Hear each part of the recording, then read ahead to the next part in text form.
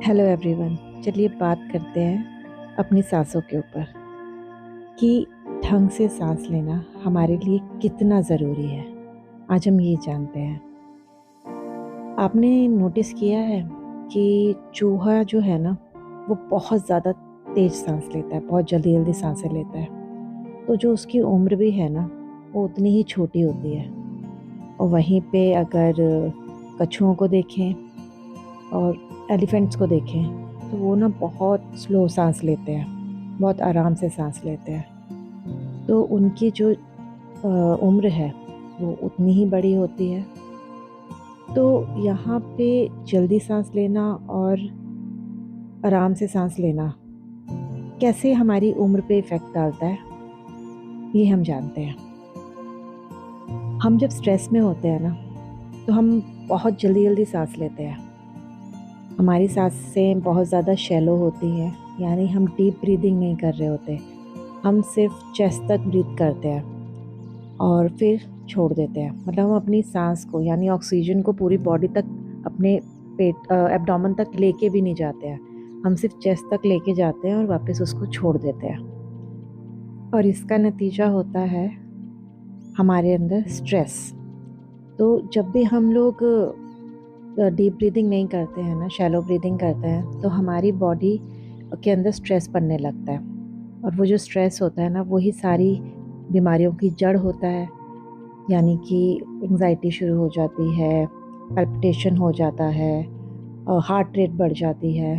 तो ये सारी प्रॉब्लम्स है ना, वो हमारे को आनी शुरू हो जाती है अगर हम लोग ढंग से सांस नहीं लेते हैं। और वहीं पे अगर हम डीप ब्रीदिंग करते हैं, यानी प्रॉपर ऑक्सीजन अपनी बॉडी में देते हैं, तो वो ऑक्सीजन हमारी ब्रेन में जाता है, ब्रेन को रिलैक्स करता है, लंग्स को खोलता है, और जितनी भी बीमारियां हो रही होती है ना, उनको बनने से रोकता है।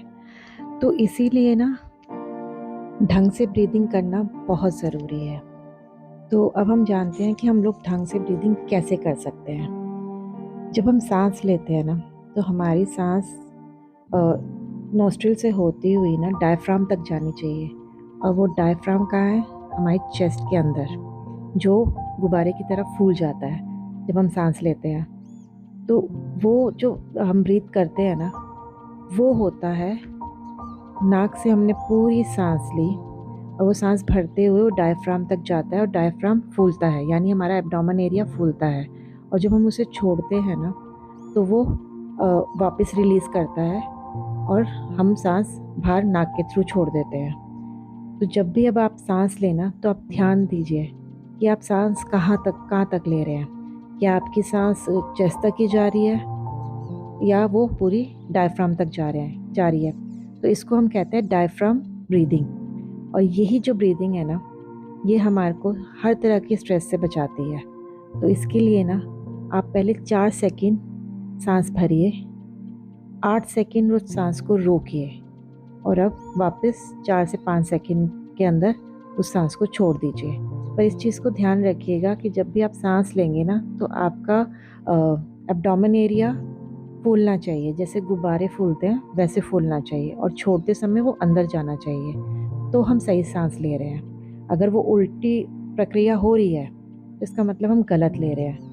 और जब भी आप अपनी सांस के लिए सोचें ना, के बारे में ध्यान दें, तो आप कॉन्शियसली उसे उस समय ध्यान मत दीजिए। आप नॉर्मली चलते फिरते देखिए कि आप किस तरह से सांस ले रहे हैं। अगर आप बैठे हैं, तब अपनी सांसों पे ध्यान दीजिए कि मैं किस तरह से सांस ले रहा हूँ। अगर आप कुछ काम कर रहे हैं, तब अचानक अपनी सांस पे ध्यान दीजिए कि इस समय मेरी सांस कैसे चल रही है। तब आपको पता चलेगा कि आपकी सांस का पैटर्न क्या है। अगर आप सही तरीके से ले रहे हैं तो उसमें कोई दिक्कत ही नहीं है, पर अगर नहीं ले रहे हैं तो उसको सही तरीके से लेना शुरू करिए कि आपकी सांस जब अंदर जाती है तो पेट फूलना चाहिए, और जब वो बाहर जाती है तो पेट अंदर जाना चाहिए।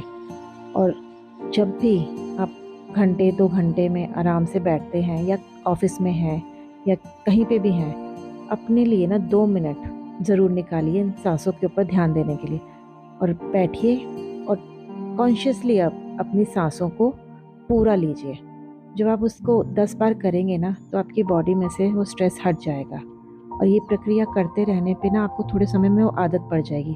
आप जब भी बैठा करेंगे ना, आपकी बॉडी अपने आप ही आपको सिग्नल देगी कि आप अपनी सांसों पे ध्यान दीजिए।